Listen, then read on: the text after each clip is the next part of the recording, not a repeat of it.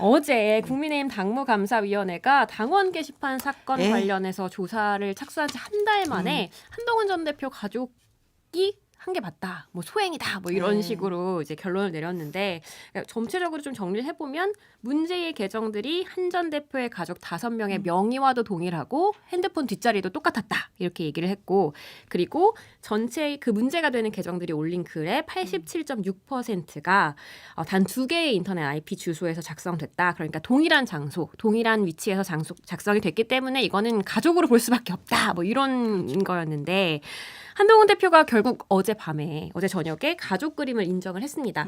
먼저 한 전 대표의 인터뷰 내용 듣고 오겠습니다. 제 가족들이 그 익명이 보장된 당 게시판에다가 윤 전 대통령 부부, 윤석열 전 대통령과 김건희 씨에 대한 비판적인 사설, 칼럼 이런 걸 올린 사실이 있다는 것을 제가 나중에 알게 됐어요. 예. 당시에는 알지 못했어요.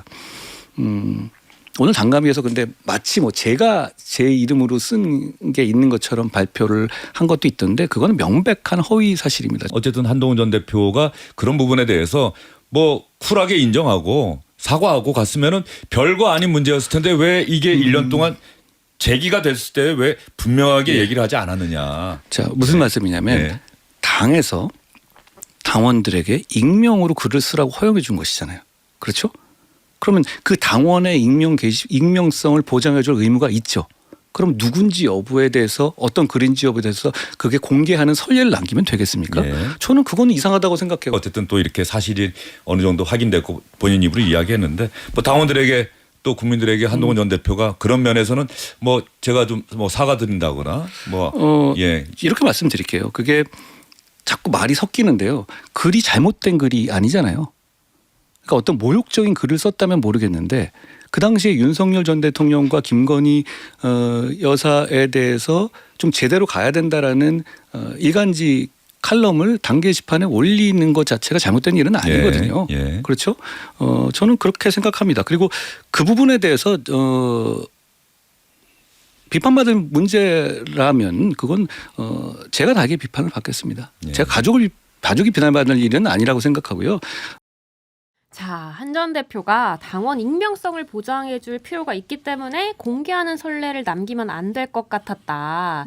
이렇게 설명을 했는데 그동안 왜 이렇게 쿨하지 못하셨는지 모르겠어요. 지금 뛰어오신 박상수 전 대표님께 먼저 여쭤볼게요.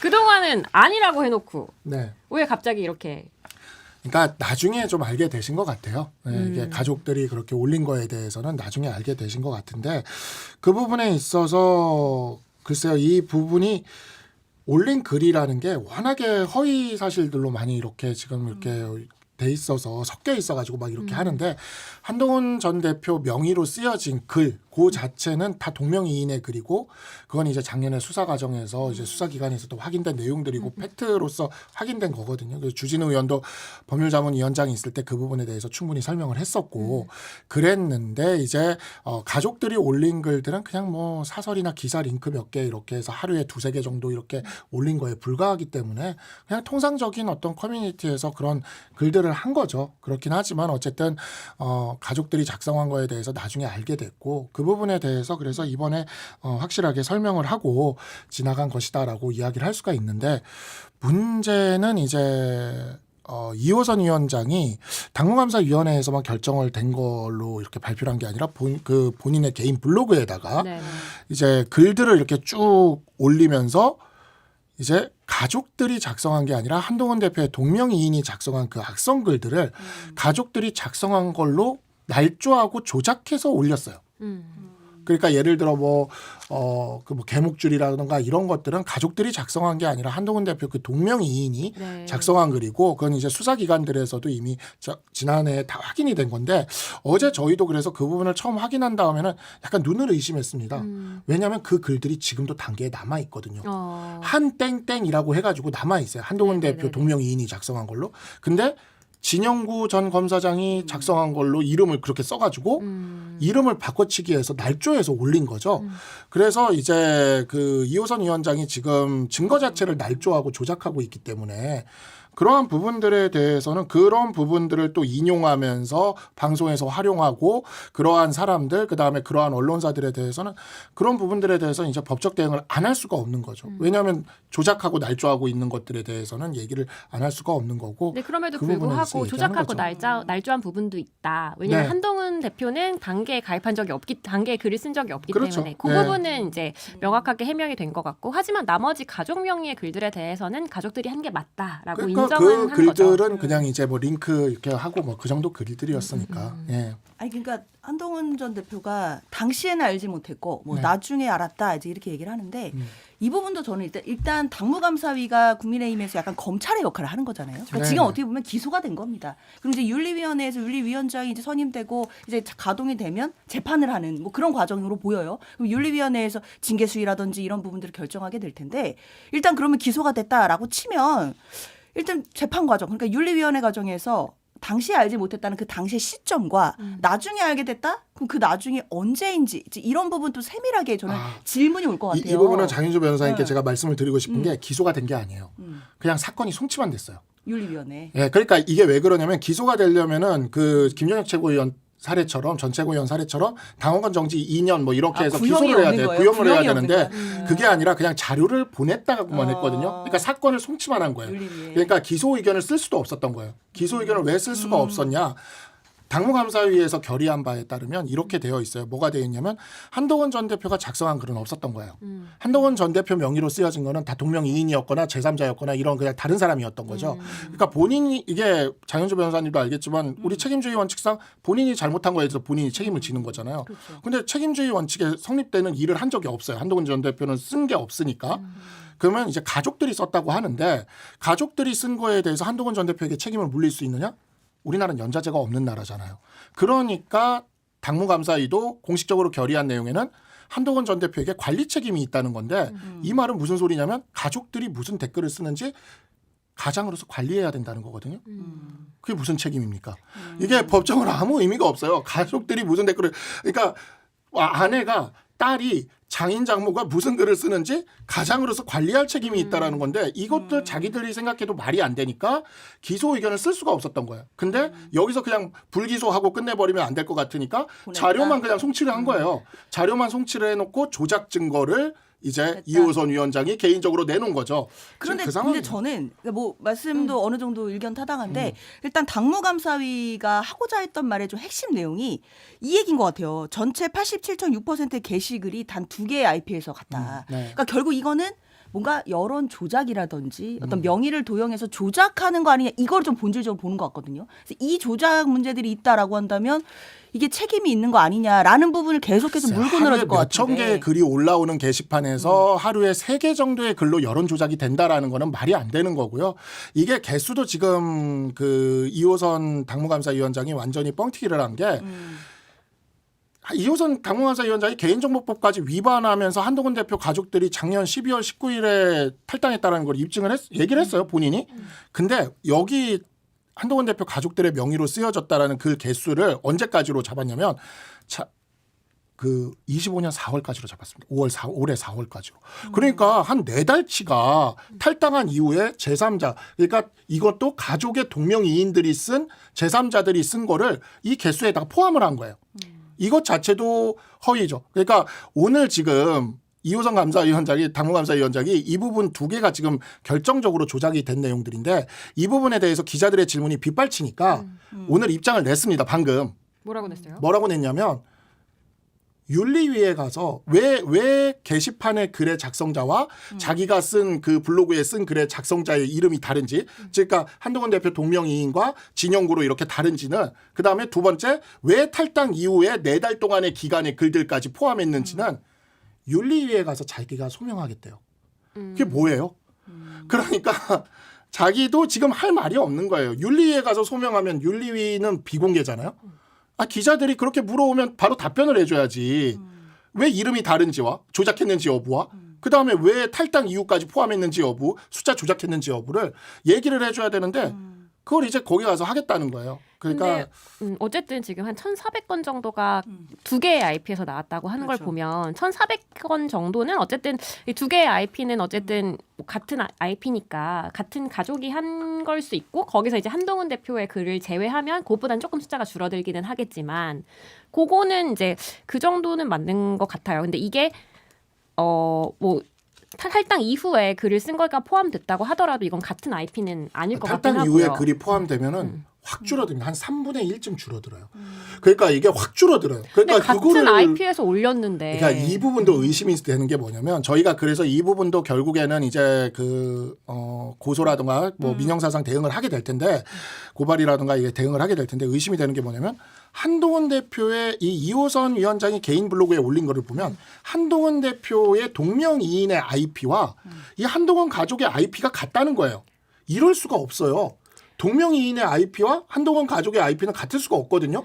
그러면 이건 본인이 아니니까 이건 팩트니까 그러면 우리는 이제 이 부분이 어제도 우리도 이게 너무 의심스러워서 이게 무슨 소리야라고 생각을 했어요. 그래서 이제 통신사나 수사기관이나 우리도 좀 알아보니까 이게 이 IP가 통신사 IP일 가능성이 있는 거예요. 그러니까 통신사 IP면 그 시간대에 그 단계에 작성한 모든 사람들에게 같은 통신사에게 동일 IP가 부여됩니다. 그래서 한동훈 대표의 동명이인과 이 가족들의 IP가 이렇게 겹쳐서 들어갈 수가 있는 건 거죠. 그러면 통신사 IP로 이렇게 특정을 했다라고 이야기를 하는 거는 이거는 같은 통신사 쓰고 있는 사람 그 시간대에는 다 한 5,000명, 10,000명이 다 똑같은 IP 받거든요. 그러면 이걸 가지고 특정했다고 얘기할 수가 없는 거예요. 이걸 가지고 두 개 IP라고 얘기할 수도 없는 거예요. 근데 이 부분은 우리가 고발을 통해서 우리도 이 부분에 대해서는 이거를 밝히겠다. 밝힐 거예요. 왜냐하면은 이게 지금 그 선거운동 기간이에요. 사실상 지방선거가 시작됐기 때문에. 그래서 우리가 지난주 일요일에 토크 콘서트 할 때도 원래 이거를 토크 콘서트를 생중계를 하려고 그랬는데 선관위에서 일요일에 생중 토크 콘서트를 하는데 금요일 날 못하게 하는 거예요. 이게 왔어요. 유권 해석이. 근데 이유가 뭐냐. 우리는 출마할지 안 할지도 확정되지 않았는데 이유가 뭐냐 했더니 선관위가 얘기하는 게 한동훈 대표는 선거에 출마할 수 있는 사람이기 때문에 공직선거법 대상이라는 거예요. 후보자 될 가능성이 있잖아요. 예, 그래서 이제 네. 대상이라는 네. 그러니까 그러면 한동훈 대표에 대한 허위사실 유포도 선거법의 처벌 대상이 되는 건 거죠. 그렇죠. 그래서 근데 아시겠지만 공직선거법상 허위사실 유포는 벌금 100만 원 이상이면 피선거권이 박탈되는 겁니다. 그래서 이 부분에 있어서 공직선거법상 허위사실 유포로 우리가 이제 고발을 할 거고 지금 이호선 위원장이 개인적으로 발표한 내용과 이 팩트가 안 맞는 지점들 그러니까 막 이름 조작하고 한 거 이것들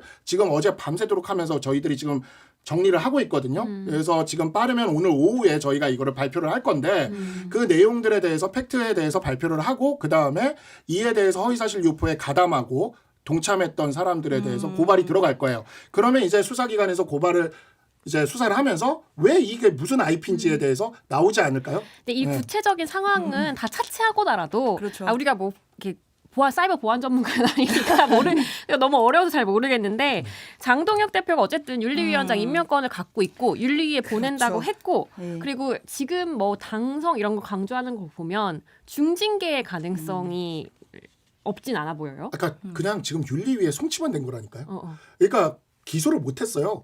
그러니까 사건이 그냥 넘어만 간 거예요. 넘어만 간 거고 여기서도 지금 혐의를 잡을 수가 없는 거예요. 왜냐하면 작성한 건 한동훈 대표가 작성한 게 없으니 책임주의에 반하고 근데 지금 이 가족에 상황에서- 대해서 관리 책임이라고 묻는데 관리 책임을 뭘 관리합니까? 아니, 가족들을. 저도 뭐 박 변호사님 말씀 일리가 있고 뭐 그래서 저는 궁금한 게 이 두 개의 인터넷 IP 주소를 작성했다 이거를 사실 당무감사위가 강조한 거는 사실 여론 조작 뭐 이런 거 의심하는 취지를 보이긴 했거든요. 네. 근데 말씀하신 것처럼 그 수사기관에 맡겨서 확인해 볼 필요 저는 있다고 생각하고 네. 저도 개인적으로 궁금해요. 네, 이 IP 네. 주소 알아봤으면 좋겠는데 네. 근데 문제는 뭐 박 변호사님 말씀해주신 이렇게 따져주신 사실관계는 사실관계인데 이거와 별도로 네. 돌아가는 상황상 저도 이제 외부에서 보면 장동혁 대표는 이미 징계할 결심은 한 거 아닌가라고 저는 판단이 되거든요, 사실은. 그 무슨 결심을- 뭘로 그러니까 왜냐하면 예. 당무감사위에 그 위원들이 비공개긴 하지만 사실 뭐 아름아름 뭐 당내에서는 다들 알고 있거든요. 근데 거기 변호사들 많아요. 그러니까 이게 제가 보면은 왜 징계 권고까지를 못했나를 생각을 해보면 그냥 기본적인 법적인 책임주의 원칙에 책임을 물릴 게 없어요. 가족이 쓴 거에 대해서 연자 책임을 묻는다? 그럼에도 불구하고 국민의힘의 징계 역사가 그렇게 합리적인이라고 이렇게 항상 합리적이진 그렇죠, 않잖아요. 맞아요. 네. 네, 뭐, 그렇기 때문에 좀 이렇게 봐야 될 것 같은데 아무래도 오늘 뭐 기자회견까지 하시고 하면은 당내에서 약간 좀 장동혁 대표와 그리고 또 친한계 뭐 이렇게 또 한 번 더 이렇게 탁 붙는 거 아니에요? 그러니까 뭐 사실 당내에서 한동훈 대표와 친한계가 붙는다기보다는 이호선 위원장이 지금 너무 돌출 행동을 하고 있어요. 우리도 어제 이제 한동훈 대표가 이제 직접 인정을 하고 그럴 때만 해도 이 정도까지 조작을 안 했으면은 사실 이렇게까지 우리도 이렇게 하이키로 대응할 이유가 없거든요. 근데 너무 조작도 약간 어떤 수준의 조작이냐면 중학생이 성적표 엄마한테 숨기는 조작 수준의 조작이에요.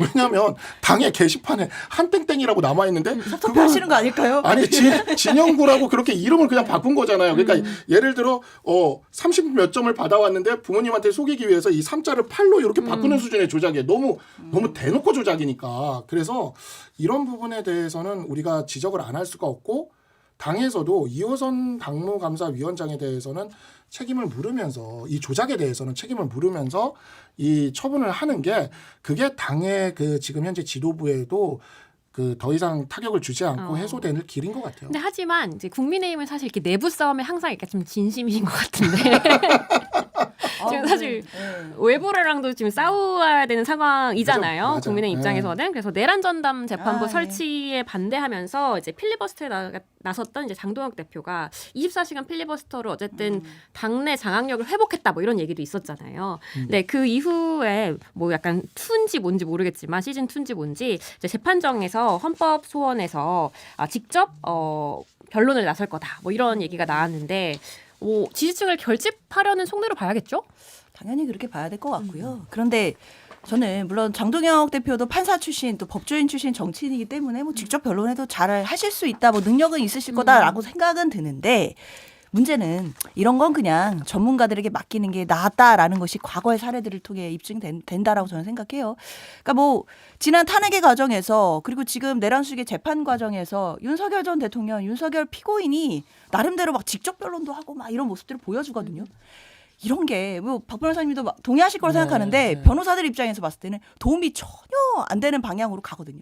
어쩔 땐 정말 산으로 가는 변론들도 나오고 법적으로 봤을 때 사실 담당하는 변호사들 입장에서는 막 탄식이 나올 정도의 막 그런 말도 안 되는 변론들이 나올 때가 많아요. 뭐 통당 얘기 나오고 막 그러잖아요. 그러니까 장동혁 대표도 글쎄요 뭐 헌법소원 심판을 하고 당사자로서 직접 변론한다. 뭐 지지자들에게는 호소가 될 수 있을지는 모르겠으나 저는 이게 법적으로는 별로 의미가 없을 거고 그리고 중도에 계신 국민들한테는 별로 소구력이 없을 거라고 저는 생각해요.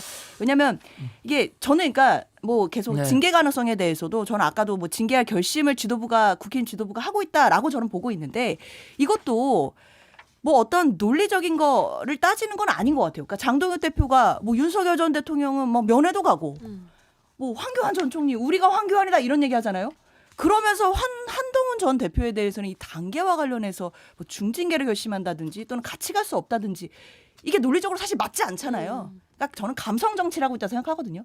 그러니까 감정으로 정치를 하는데 문제는 이 감성 정치에 공감하실 국민들이 보수 진영에서도 매우 강성인 일부 지지자들밖에는 공감하실 분들이 없는 거죠. 그런 상황에서 헌재에 가서 직접 변론하신다 한들 이게 헌법 소원 절차에도 도움이 안 될 거고 국민들에 대해서 어떤 호소력 이런 것도 전혀 없을 거라고 저는 생각합니다. 네, 저는 내란 전담재판부가 아니라 그냥 내란 특별재판부라고 생각을 하는데 이 내란 특별재판부 설치에 대해서 저는 여전히 저도 위헌이라고 생각을 해요. 위헌이라고 생각하고 이래서는 안 된다고 생각하고 법치주의 근간 자체를 흔들 거라고 보기 때문에. 근데 민주당도 고심은 꽤 한 것 같아요. 이 법을 만들면서. 거의 예규랑 거의 비슷해졌으니까. 그래서 위헌성을 다 없애기 위해서 노력을 한 것 같습니다. 그렇긴 하지만 여전히 이런 개별 사건에 대한 재판부를 만드는 것에 물론 개별 사건이 아니도록 하려고 내란 외환의 재해 한정되는 걸로 이렇게 하기도 하고 그렇게 만들긴 했는데 그렇다 해도 누가 봐도 개별 사건에 대한 이런 것들을 만드는 것이 굉장히 법치주의에 위협을 줄 것이고 또 장동혁 대표가 그래도 판사 출신입니다. 그러다 보니까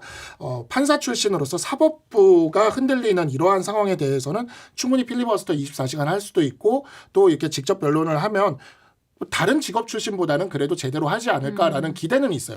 다만 내란 전담재판부, 내란 특별재판부의 위헌성이 많이 축소되어 있는 지금 그런 상황에서 여기에 집중하기보다는 저는 정무적으로 장동혁 대표가 만약에 단식을 한다던가 뭐 직접 변론을 한다던가 이렇게 한다면 김병기, 강선우, 김경, 김민석 특별법을 위한 단식을 했으면 좋겠다.